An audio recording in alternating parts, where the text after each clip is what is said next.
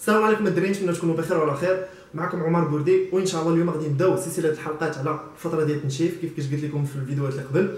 ان شاء الله غادي تكون هذه السلسله على 4 ديال الحلقات، كل حلقه غادي تناول واحد الموضوع معين. وان شاء الله الحلقه ديال اليوم غادي تكون على الطريقه ديال التمرين خلال الفتره ديال التنشيف، واش غتبدل ولا لا، كيف قريتوا في العنوان. الحلقه الثانيه ان شاء الله غادي تكون على الكارديو، انواع الكارديو اللي كاينين واللي الواحد خصو يمارس خلال الفتره ديال التنشيف. الحلقه الثالثه ان شاء الله غادي تكون على التغذيه. نعطيكم مثال برنامج اكل في خلال الفتره ديال التنشيف. الايزود الاخر، الحلقه الاخرى غادي تكون على المكملات. غادي نشرح لكم الدور ديال المكملات خلال هذه الفتره هذه، واش كاين واحد الدور زائد المكملات اللي غيساعدوك نيت ديال بصح خلال هذه الفتره هذه. ندخلوا دابا في الموضوع ديال الحلقه الاولى اللي غادي يكون على الطريقه ديال التمرين خلال فتره التنشيف، وغادي نحاول نوضح لكم جوج نقاط اساسيين.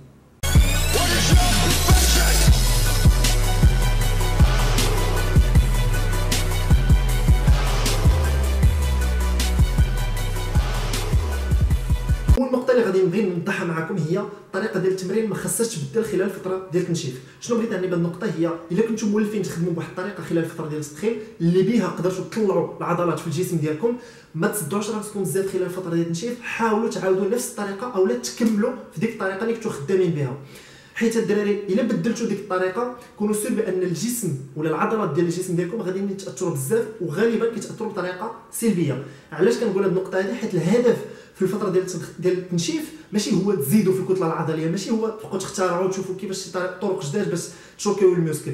الهدف هو تحافظوا على المسكل ديالكم. دونك خليوكم في نفس الطريقه اللي كنتو كترينيو بها. باغ اكزومبل كنتو كترينيو 4 مرات في السيمانه، خليوكم كترينيو 4 مرات، ما تحاولوش ديروا 6 المرات.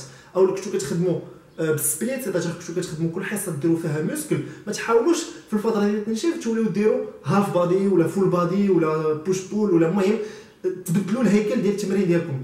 كنتو كتخدموا ديما بلي زيكزارسيس كومبوزي ولا بلا فورس، خليوكم في لا فورس. بغيت نشرح لكم بان كاين بزاف ديال الطرق اللي الواحد يقدر يطلع بهم المسكل ديالو. الطريقه اللي كنتو خدامين بها خليوكم فيها.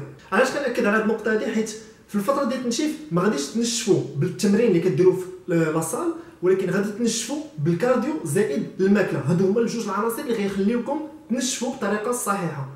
لونطريمون ما خاصكمش تقيسوه. بيان سور خلال الفتره ديال التنشيف الواحد كيحس بواحد العيا، يعني بانكم ما غاديش تكونوا حاسين بالقدرات ديالكم 100% بحال في الفتره ديال التضخيم، حيت غيكونوا لي كالوري ناقصين.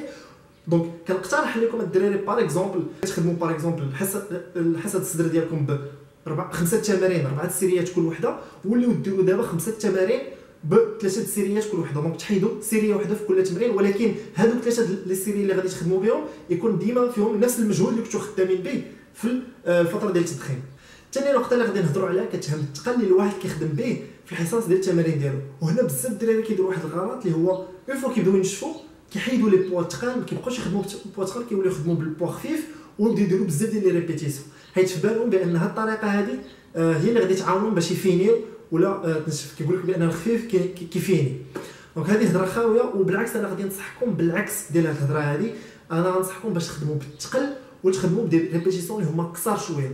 علاش كنصحكم بالثقل؟ حيت الثقل غادي يخليكم تستيموليو المسكل ديالكم بزاف. ما كاين ما احسن من الثقل باش تستيمولي لو مسكل. دونك الا بغيتو تحافظوا عليه الثقل احسن اوبسيون اللي عندكم.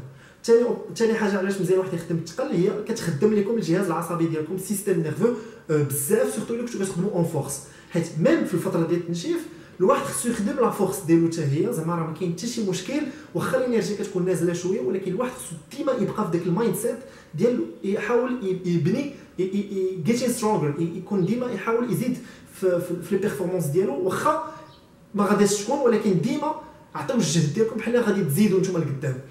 النقطه الثالثه هي الثقل غادي يخليكم تقصحوا المسكل ديالكم اللي غادي تبغوا تنشفوا. ما غادي تحيدوا الشحمه ديالكم في الجسم ديالكم، وكنتم مولفين كتخدموا بالثقل غادي تلاحظوها الجسم ديالكم غادي يكون قاصح وعامر. المسكل كنهضر على المسكل بيان سور. دونك هادو هما المزايا ديال الثقل.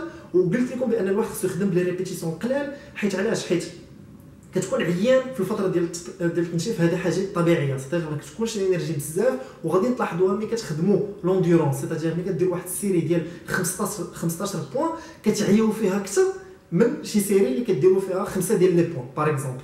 حيت علاش؟ حيت القضيه فيها لونديرونس، فريمون كتبذلوا واحد المجهود اللي هو كبير. والوغ هذا المجهود هذا ني با ادابتي في ديك الفتره ديال التنشيف، حيت ما عندناش الانرجي بزاف. دونك الواحد بالعكس خصو يخدم دي سيري اللي يكونوا قصار، يعني ما تفوتوش 10 ديال لي بوين في التمرين ديالكم خلال الفتره ديال التنشيف. الفيديو سالا الدراري، نتمنى تكون فاتكم. وكتذكير غادي نقول لكم بان في هذه الفتره ديال التنشيف الواحد ما خصوش يحاول ينقص من المجهود اللي كيبذل في لونطريمون ديالو باش تحافظوا على الميسك ديالكم. الحاجه الوحيده اللي غتقرروا واش غادي تنشفوا ولا لا هي الكارديو زائد الماكله. من هنا للبروشين فيديو ان شاء الله اللي غادي تكون على الكارديو. ما تنساوش كالعاده تاكلوا ترينيو وتناسوا، وخليكم ديما موتيفي الدراري ان شاء الله.